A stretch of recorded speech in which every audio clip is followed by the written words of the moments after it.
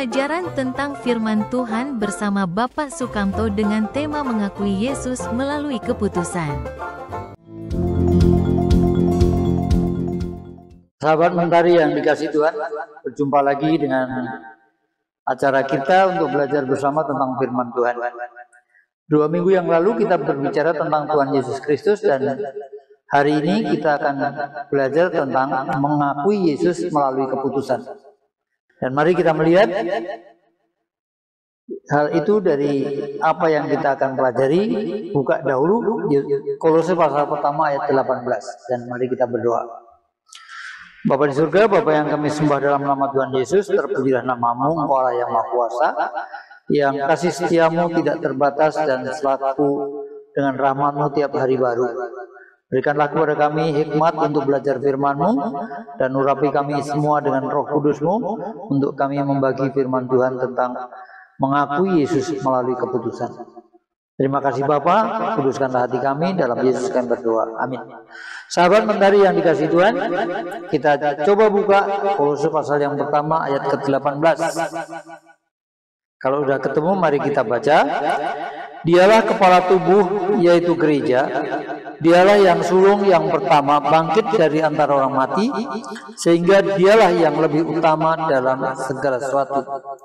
Dialah kepala tubuh, yaitu gereja. Jemaat yang dikasihi Tuhan, berarti dalam hal ini adalah Yesus Kristus adalah kepala dari tubuh, yaitu gereja. Di dalam kehidupan kita, kepala dan tubuh satu kesatuan. Namun di dalam kepala ada otak yang memikirkan segala sesuatu yang kemudian akan menjadikan langkah kita yang akan kita tempuh. Kepala tidak terlepas dari tubuh. Nah, tubuh mengikuti apa yang dipikirkan, apa yang diputuskan oleh otak. Oleh sebab itu, Yesus Kristus adalah kepala sekaligus Tuhan dari orang-orang percaya. Dialah yang sulung yang pertama bangkit dari orang mati. Tersirat bahwa nanti ada pihak lain atau manusia-manusia yang akan bangkit pula mengikuti jejak Yesus. Namun berbeda bahwa Yesus bangkit tidak mati lagi. Yesus bangkit menang, tetapi manusia bangkit dan mati. Kita lihat Lazarus sudah dibangkitkan dari mati, kemudian mati lagi. Beda dengan Yesus. Yesus mati di dalam bentuk kemanusiaannya, tetapi kealahannya tetap hidup untuk selama-lamanya. Yesus adalah Tuhan. Beberapa minggu yang lalu kita melihat Yesus adalah Tuhan segala ciptaannya, karena segala sesuatu diciptakan oleh Dia untuk Dia. Kemudian Yesus adalah Tuhan, baik orang hidup maupun orang mati. Dan yang terakhir kita lihat sekarang, Yesus adalah kepala dari jemaat, Tuhan dari jemaat, Tuhan dari gereja. Yang kedua, mari kita melihat di dalam Roma pasal 12 ayat yang pertama. Mungkin sudah ada yang hafal, bisa disebutkan di sana. Karena itu saudara-saudara, demi kemurahan Allah aku menasihatkan kamu, supaya kamu mempersembahkan tubuhmu sebagai persembahan yang hidup, yang kudus, dan yang berkenan kepada Allah. Ada hal yang kita cermati. Saudara dan saya supaya menyerahkan tubuh kita sebagai persembahan yang hidup, yang kudus, dan yang berkenan kepada Allah. Kalau kita ikuti dengan ayat yang kedua, itu lebih lengkap. Jangan kamu menjadi seperti dunia, tetapi berubahlah oleh pembaruan budimu, supaya kamu dapat membedakan mana kehendak Allah yang baik dan yang sempurna. Saudara dan saya hidup di dalam Tuhan, mengaku Yesus sebagai Tuhan. Kita serahkan tubuh kita sebagai persembahan yang hidup, dan kita tidak menjadi seperti dunia, tetapi berubah oleh pembaruan budi yang dikerjakan oleh Roh Kudus, yang sudah saudara dan saya terima pada saat saudara dan saya menerima Yesus sebagai Tuhan dan Juru Selamat di awal kita percaya. Yang ketiga, kita boleh melihat bahwa saudara dan saya tentu mengalami pergumulan-pergumulan di dalam kita menghadapi ajaran-ajaran sesat dan lain sebagainya. Saudara bisa jatuh dalam dosa, tetapi Allah senantiasa menyertai saudara, Allah senantiasa menuntun saudara, dan Allah tidak meninggalkan saudara. Allah mempunyai rencana yang baik untuk kehidupan saudara dan saya.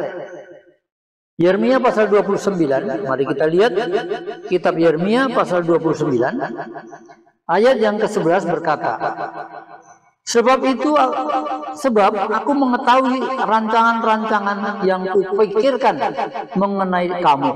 Demikianlah firman Tuhan, yaitu rancangan damai sejahtera dan bukan rancangan malapetaka, untuk memberikan kepadamu masa depan yang penuh harapan. Allah memikirkan saudara dan saya. Sebab rancangan-rancangan yang kupikirkan mengenai kamu, Tuhan pikirkan untuk saudara dan saya.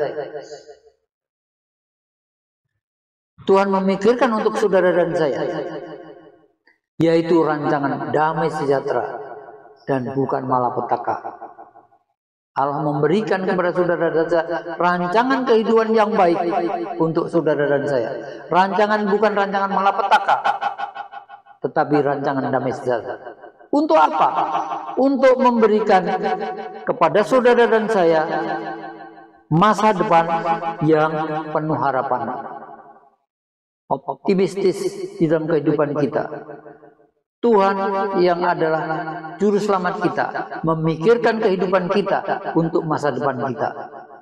Kita akui bahwa Tuhan ada Tuhan bagi jemaat, Tuhan bagi kita secara pribadi, sehingga kita total.